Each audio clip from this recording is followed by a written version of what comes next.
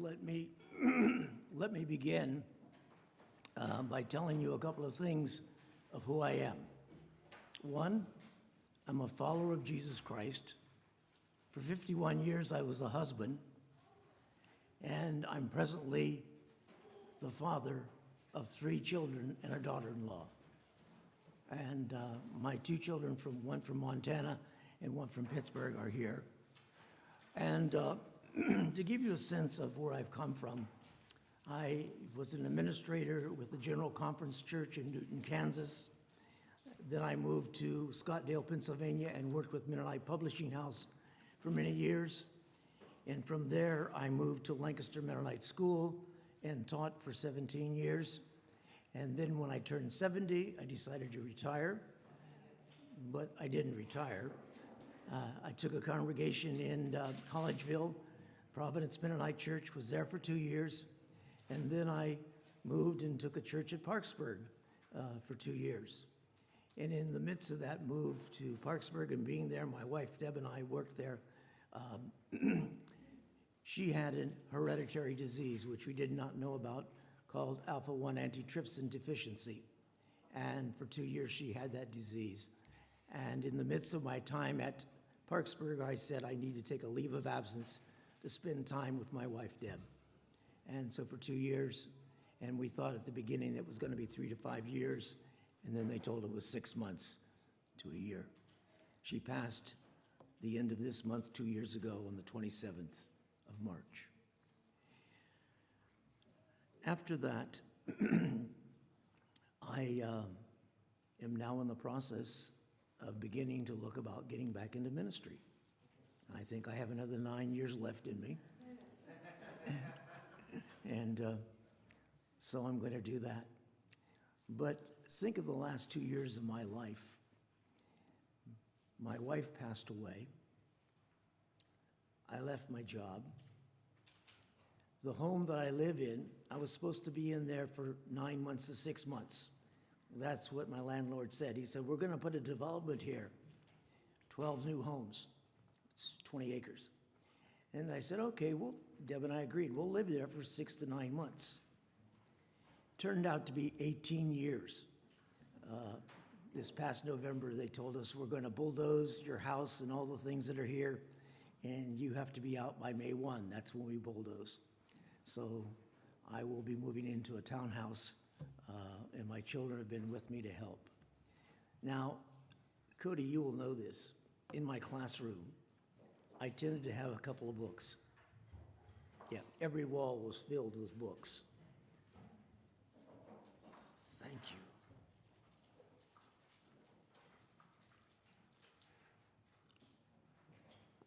you. Am I right that it was Don Eshelman that brought me that? Okay. Bob? Bob, okay. Sorry about that, Bob. Where was I? Books, yeah. So they have been packing up my book. I have over 10,000. And I just gave Mennonite Life about 128 cartons, or about 4,000 books. And I've got some more to get rid of, so. But that's where I'm at, looking at getting back into ministry. One of the things that I did want to talk about as I begin today's sermon is that about 40 years ago,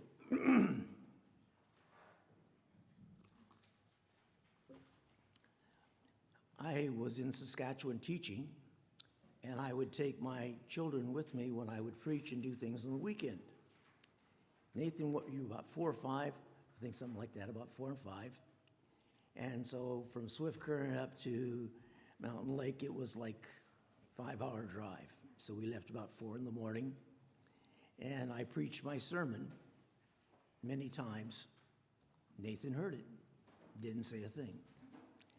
When we got there, it was a church that had outdoor toilets. It was a small congregation. And one of the fellows that I knew, Micah, looked at me and said, I'll take care of Nathan. You just go ahead and preach. And so he sat with Nathan in the back row. I began to preach my sermon. My son stands on the pew, points his finger at me and says, "That's the wrong one. That's the wrong one. That's the wrong one." He would not shut up. I finally took him out of the service, and they went outside, and I continued. I have a tendency to change my sermons. I will change them in the midst. So Nathan, since you heard it before, I've changed it again. Please do not stand on the bench and point your finger at me and tell me it's the wrong one. It is the right one.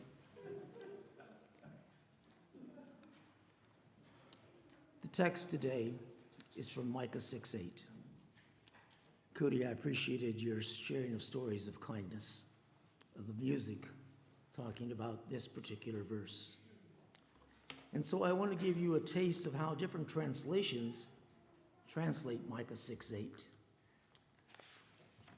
One translation is this: "He has told you, O man, what is good. What does the Lord require of you?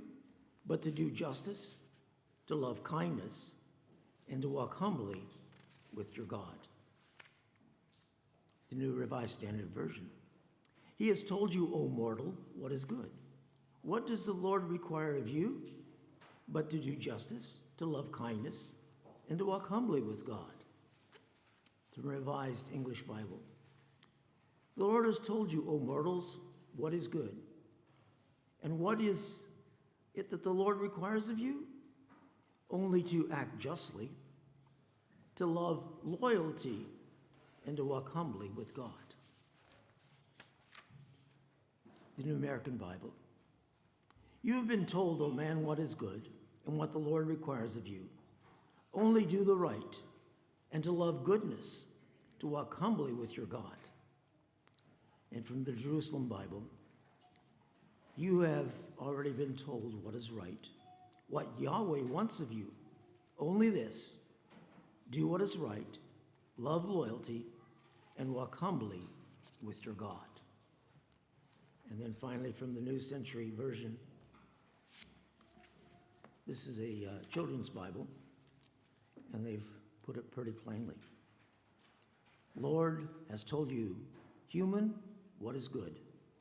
He has told you what he wants from you, to do what is right to other people, love being kind to others, and live humbly, obeying your God." The reason there are so many different words used is because the phrase, which is to judge in the Hebrew mitzvah, is a word that has many understandings and meanings. And I'll get into that more, but I want to talk a little bit about the book of Micah and how we understand it. Micah is a contemporary of Amos, of Hosea, and Isaiah. Micah preaches to the southern kingdom, Judah. He complements the messages of Amos and Hosea, who are preaching to the northern kingdom. Samaria is going to fall. Micah has predicted it. And unless the people of Judah turn from their own social and moral corruption, they too will be punished. So in this commentary on Micah, Martin Luther is quoted by some contemporary scholars today, because Martin Luther had a complaint about this prophetic book. He says, "They have a queer way of talking, like people who, instead of proceeding in an orderly manner, ramble off from one thing to the next so that you can't make heads or tails of them, or you can't see what they're getting at." That was Martin Luther's understanding of Micah. This is confusing. They're going everywhere. They're following every rabbit trail.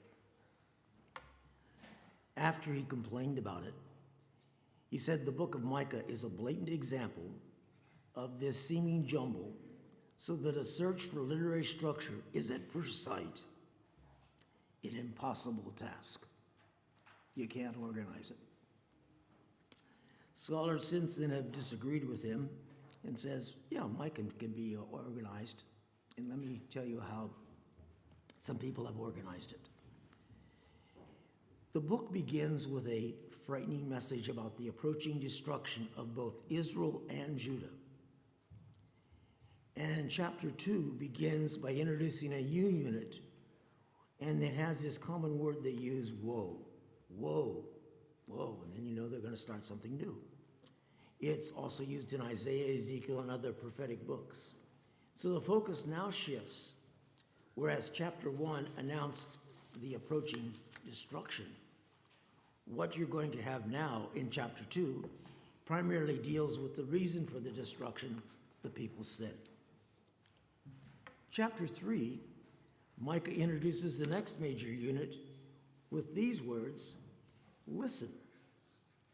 Listen, you leaders of Jacob.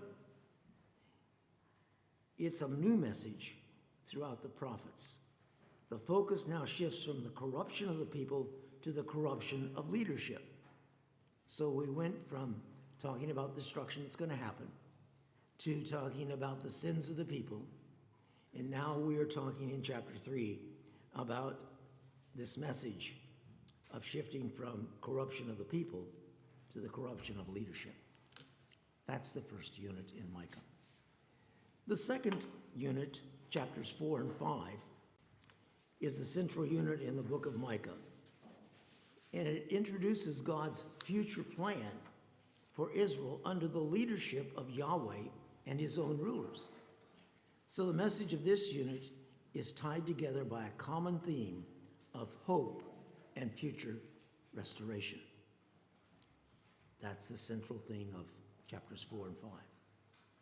The final unit, chapters 6 and 7, is introduced again by the word now, the same expression that introduced the third unit, whoa, now it's happening. And the theme of God's unit here is God's case against Israel. What is it that God has against Israel that's happened? The final unit is chapter 7, verses 8 to 20, and it's the message of hope. Its the beginning is heralded by a shift to the mood from condemnation to joyous anticipation of a future restoration. That's how Micah is laid out. Unlike Israel's greedy and corrupt human leaders, Yahweh has a selfless served them throughout their history with love and justice. That's God. He's not exploited them. His requirements are not demanding. He only asks 3 things of people. That's pretty simple. 3 things. What should you do? To act justly, to love kindness, and to walk humbly with your God. That's what you and I need to do. So let's talk about that first one, justice. Justice in the Old Testament is different than how we have a contemporary understanding of justice. When we talk about justice today, I almost feel like, Cody, I want to get back to the classroom where I get the people involved and start asking them questions because I know your names. But I don't think I ought to do that today because you get put on the spot and that doesn't feel good. So, but I just thought I should maybe say that I do operate that way. Justice is from the verb to judge. And in contemporary society, what we do is that when a serious crime is committed in our day, it's common to hear people say that they call for justice, by which they mean a punishment that fits the severity of the offense. We want justice. So whatever the crime was, we want the penalty to fit that. However, in the Hebrew,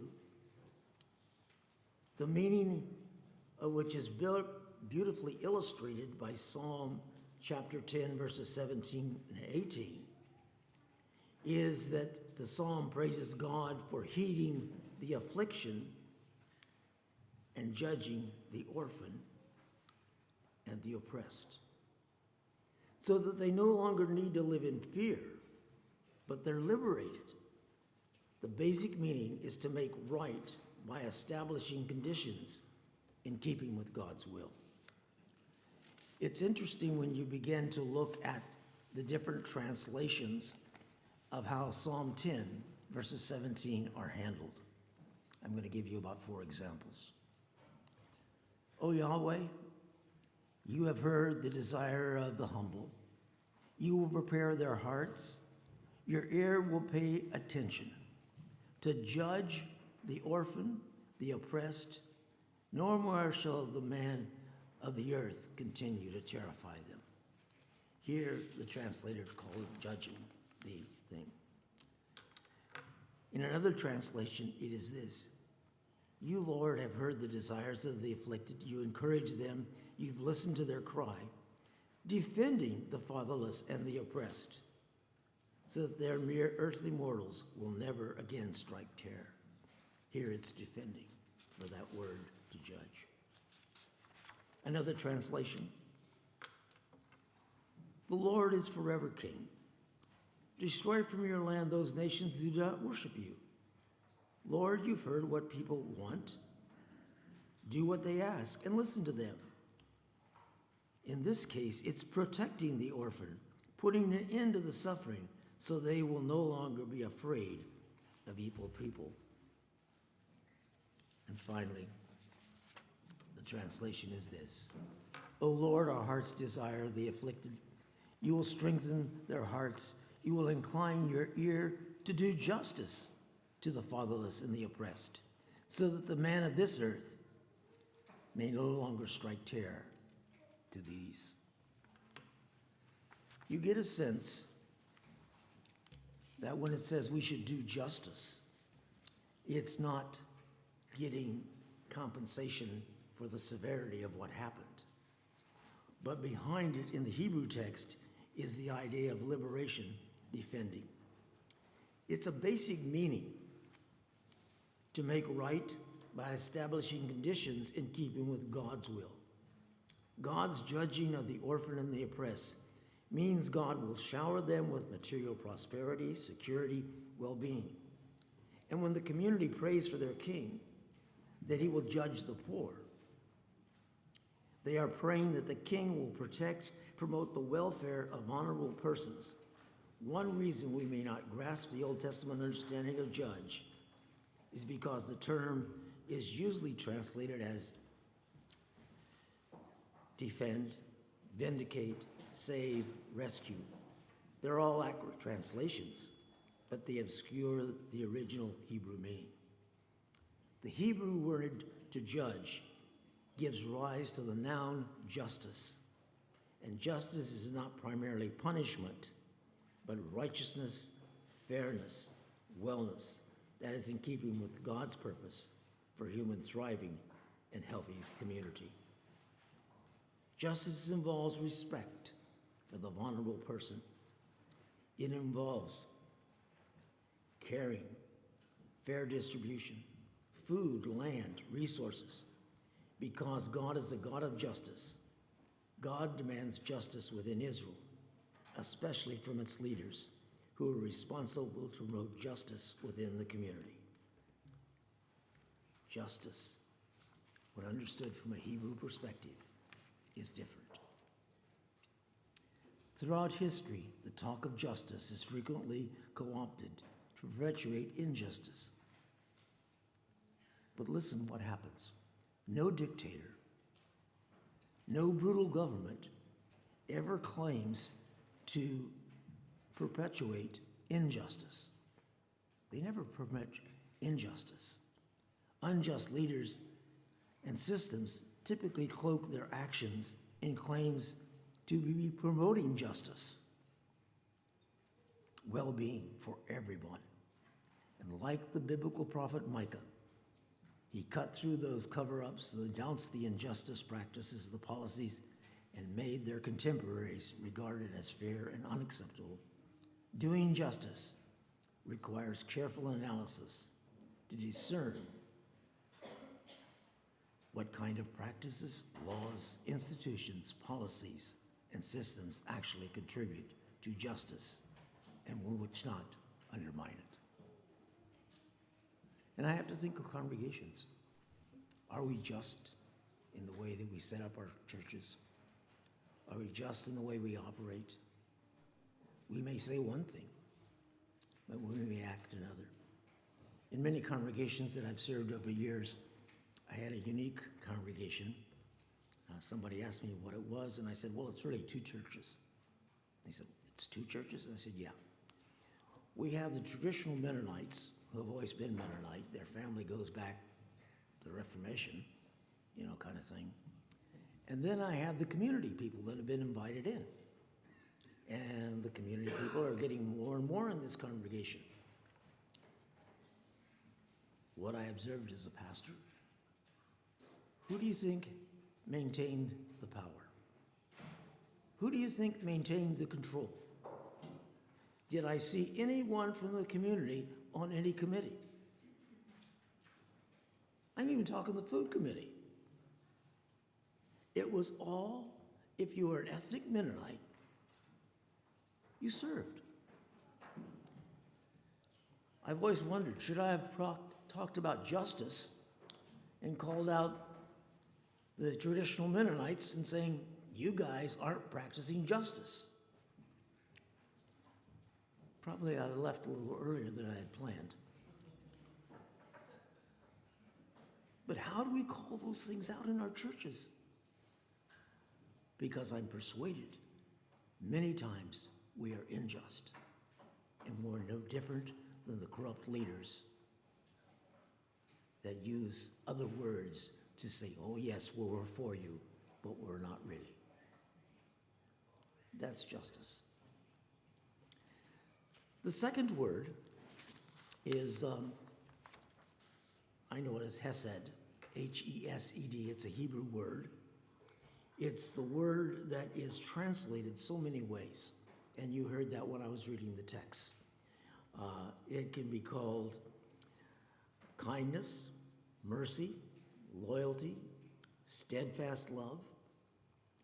When Rahab protected the Israelite spies from the soldiers of Jericho, she asked something of those spies. She said, swear to me that since we've done Hesed to them, the Israelites will do Hesed to my family when they conquer Jericho. You see, Hesed for Rahab entailed kindness, mercy, but it also included acting in solidarity with the spies. She asked for a similar kindness and solidarity from the Israelites. Hesed assumed the relationship would come from a commitment to acting kindly and loving as actions of loyalty to our solidarity with our partners in a relationship. It has a wide variety of meanings. You see, Hesed is important for the nurturing kind of relationships and solidarity that make healthy congregations, communities, nations. In congregations rife with conflict, Hesed holds the possibility of listening to the concerns of others and treating one another with respect because of the common commitment to Christ. In a community or a country plagued with racism, loving Hesed brings the possibility of respect and understanding and reconciliation. Where political discourse is dominated by insult, lying about the opponent, promoting the interests of our own party, Hesed can lead to the respecting of persons with opposite opinions and seeking the good, common good, despite the disagreements. How do we handle those kind of things? In the Sunday school class, I think I said this. If I didn't, I'm going to say it now. I had heard Megan Good the other evening at the Atlantic Coast Conference, and she was talking about what is the sinner. And she's saying there's a shift that 50 years ago, the key thing, the sinner was correct belief. Did you follow along these lines? Did you believe these things? And if you did, then you were in. And if you didn't, you were out. That's been changing. It's no longer so much of what you believe, but who you follow. Is Jesus at the center, or is it the Gospels? Is it the Bible? Is it the Holy Spirit? What do you put at that center? Because when you put something else other than Jesus, it doesn't work. And her observation is that the young generation coming along is moving to following Jesus, the Jesus way. Because with that, it includes everything that Jesus was about. Evangelism, peace, caring for others, caring for the children. If one acts and moves about like Jesus, it will make a difference in the world. People begin to come to churches that act like that. They feel a part of it. Hesed, loving kindness.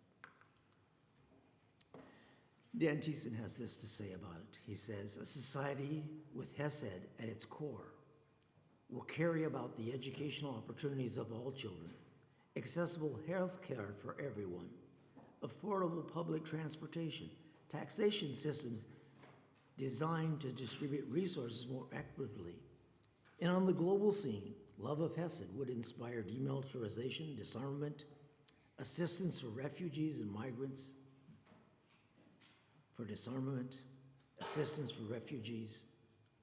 and aiding and promoting sustainable development for fair trade. Programs to reduce ecological destruction and climate change.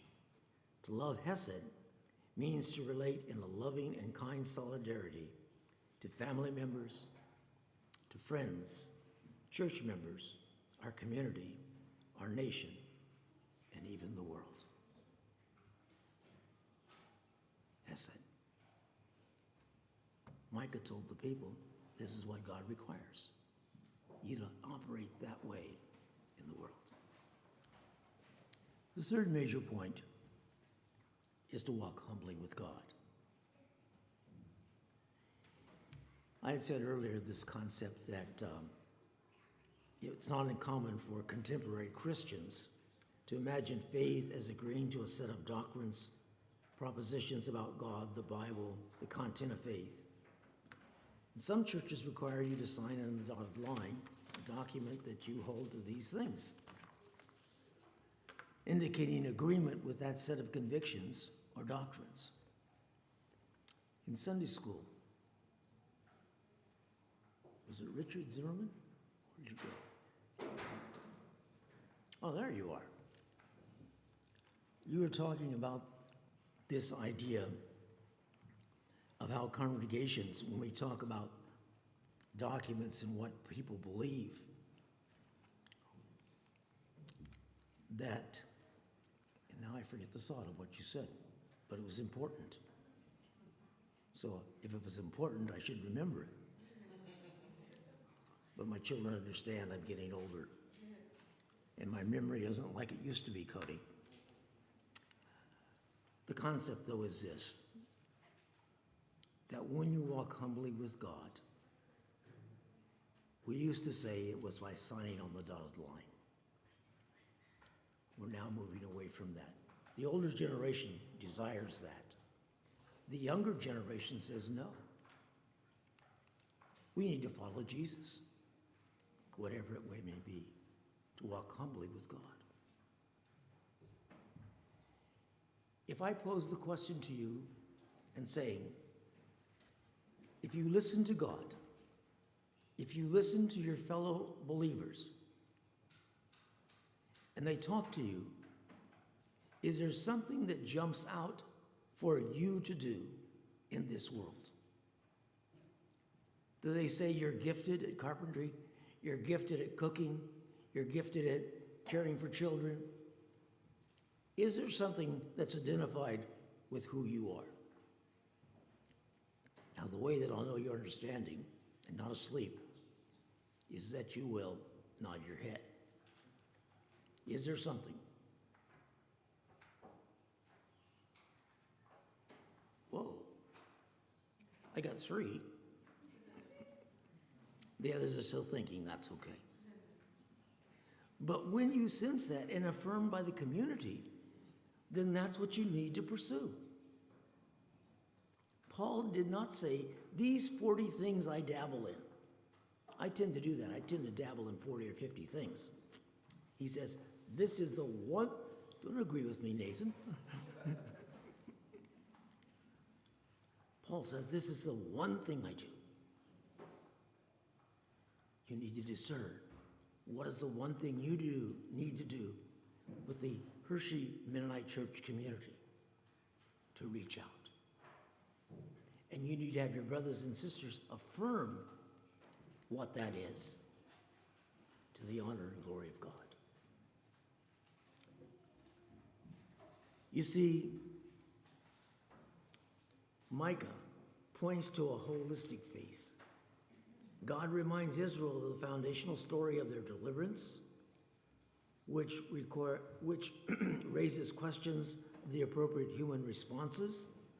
And Micah replies that the faith tradition has already revealed God's 3 core requirements.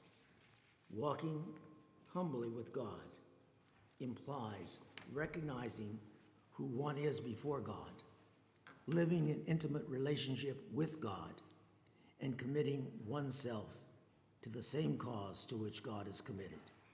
Such walking with God will lead a life to doing justice, loving hesed. Although correct doctrine and information should never be disparaged, Micah's description of faith provides a richer and more vibrant understanding than the one that places information and doctrine at the center. We're talking about action. We're talking about getting involved. I pray this week that you would think about how God is calling you to be involved.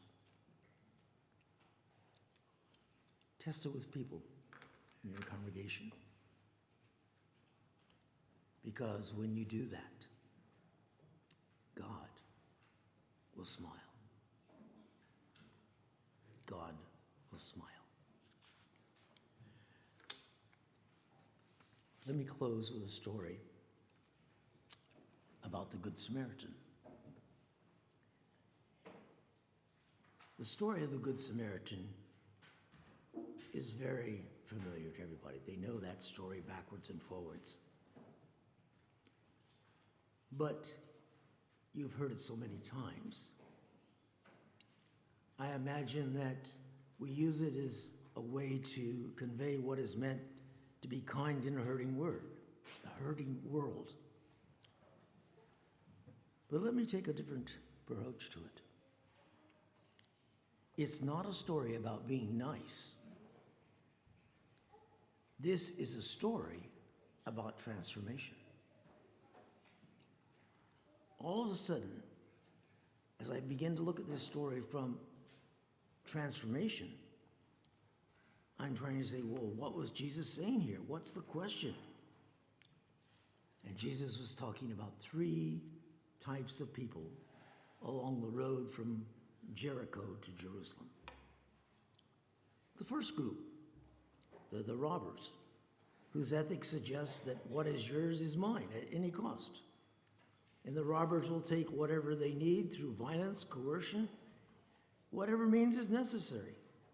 They are the people who leave us physically, mentally, emotionally beaten and bruised along life's road with nothing left but our shallow breath. The robbers. They're in it for themselves. The second type of people who walk along that road, that dangerous road between Jerusalem and Jericho, are represented by the priest and the Levite. They have a different ethic. Their ethic is this: it suggests what is mine, and I must protect it, even if it means getting hurt in the process. I must protect what's mine. They aren't bad people. Both the priest and the Levite are deeply respected in their communities. They very likely follow all the social rules and norms. They sit on boards, they pay taxes on time, they probably coach their little kids' teams. They also show a great deal of love to those with their immediate friends in the community. But because of what crossing the road to help might cost them, they put their heads down and they go about their business. So without even recognizing it, what's happening? They do more harm than good.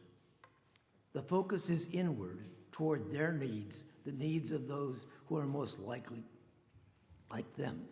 It's an ethic that leads good and decent priests and Levites toward a life of valuing their reputations instead of their relationships.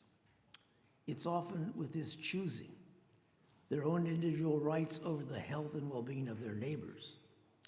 Unfortunately, this is the category where I fall most often throughout my life. If I were all being honest, I'd say it's a category that most of us fall into more than we care to admit. And then there's the Samaritan, whose ethic is different. His ethic is love. Along the most dangerous road in all of history seems to be lived by a code that what is mine is yours, and if you need it. My safety is yours if you need it. My security is yours if you need it. My resources are yours if you need them. My health is tied to your health. My well-being is tied to your well-being. The Reverend Dr. Martin Luther King preached on this text many times. And once he said the real difference between the priest and the Levite from the Samaritan is the question that each of us must have to ask. The priest and the Levite ask, if I stop to help this man, what will happen to me? The Samaritan likely asks a very different question. If I do not stop to help this man, what will happen to him? Fear has a way of making all of us behave badly. It's true for the priest and Levite, and it's still true for us today. When fear is the ethic of our lives, we tend to cling to our own safety, our own individual rights. And when fear is the ethic of our lives, we retreat, we mind our own business, we rarely cross to the other side of the road to help. When fear is the ethic of our lives, we end up placing our hope in mottos like, we dare to defend our rights, don't tread on me, as opposed to Jesus' greatest commandment, love God and love your neighbor. It doesn't take long looking out the window for very long to know we're all on the road somewhere between Jerusalem and Jericho. It's dangerous out there. The heartbreak, the exhaustion are real. It's not a virus. It's everything. It's layers and layers of being beat and bruised along the way, hard road these past years. So we have some choices to make. We can choose to make the choice with the ethic of fear and for time, and choices based on fear of making us feel safe, but that's a fleeting blast. The other choice is to cross the road to help our neighbor. And when we cross to the other side, we get a glimpse of something Jesus talked about an awful lot. We see what transformation looks like. We finally understand who we are called to be. And best of all, we finally encounter the kingdom we've been longing for so long. Micah 6:8. But he's already made it plain how to live and what to do, what God is looking for in men and women. It's quite simple. Do what is fair, justice to your neighbors, be compassionate and loyal in your love, And don't take yourself too seriously. Take God seriously.